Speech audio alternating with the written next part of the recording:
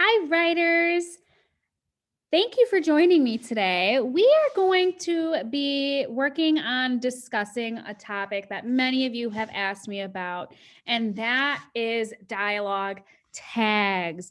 So, we've covered so many things in our writing unit so far. We've talked about how to punctuate dialogue, we've talked about specific word choices and how that can impact your story, organizing your story, elaborating with action and thought, and all these little things you can sprinkle into your story. And in the end, you said, Ms. Crenshaw, that's great. Thank you so much for sharing.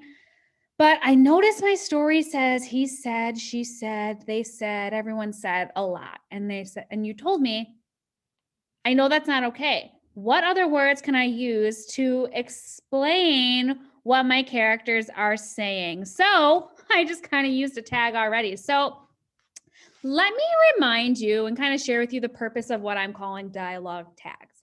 Dialogue tags, like he said or she explained, have two purposes in a story or in a paper. They tell the reader who is speaking, the source of that quotation, where it's coming from.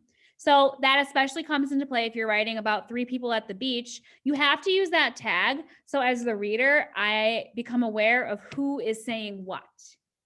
It also shows the reader actions related to the comments.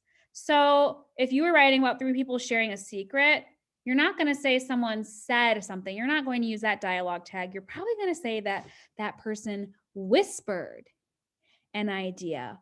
But there's so many other tags you can use. Someone can ask, explain, answer, demand, agree, pleaded, answered. I've noticed all of these are coming in past tense, right? So it's something you did in past tense when you are speaking. So we've reviewed before dialogue and the commas and quotation marks. And we're going to read Bedhead by Margie Palatini. So there's a lot of strong verbs that can be substituted for said and dialogues that can kind of help direct what someone is doing. So in Bedhead, you probably heard things like, she whispered in her calmest calm mom voice. Mom said, giving it a try, shouted Dad, taking aim with a squirt. I noticed some of these tags even include action. What a way to kind of kill two birds with one stone here. He pointed, demanded Oliver. Take a moment if you need to. Go back into Bedhead and review that.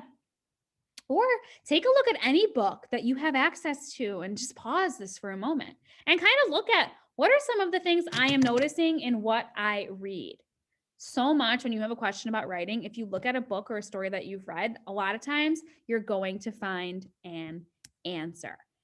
So let me go ahead and share my screen with you and give you something that you can view that might help you with those dialogue tags and kind of remind you of what you could use.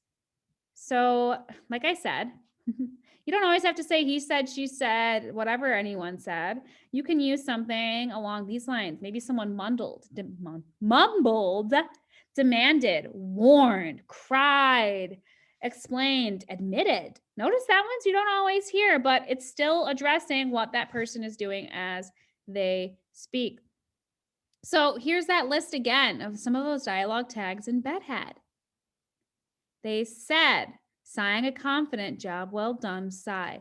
Notice how some of those ones that are a little bit more extended that say said have an action afterward, and they're using some figurative language. They're using some things to kind of sneak in some more craft moves here. So let's take a look at how we could connect this back to Bedhead. What are some of the words that you can fill in here? Let's look at this one. Blank Oliver holding tightly onto his hat. If I'm holding tightly onto my hat, I'm imagining what would someone be doing in that scenario? If I'm holding tightly on my hat, I might be nervously, replied Oliver, using an adjective. Ooh, right? Holding tightly on, replied Oliver, holding tightly onto his hat. Even something as simple as that, adding with that action can be helpful. Did you have anything that you filled in those blanks with that was a good idea? So I'm going to share this document with you. It gives you some really great tags that you can use in place of just saying someone said and he said and she said and everyone was saying things. So remember, this connects to your word choice, which is part of your elaboration and craft. Can you use words to not only connect to the setting of your story and when it's taking place, can you use words to really amp up your story and make it interesting to read? Can you pick the right words to match the feeling that your character is having, what you want the reader of your story to understand? So, with that, that's another option for you to go back and work on as you write today. Otherwise, you're working on that draft, getting what you can done, keeping in mind all the things we've talked about, and just focusing on one of those at a time as you work on writing or revising your work. And with that, I wish you a happy writing period.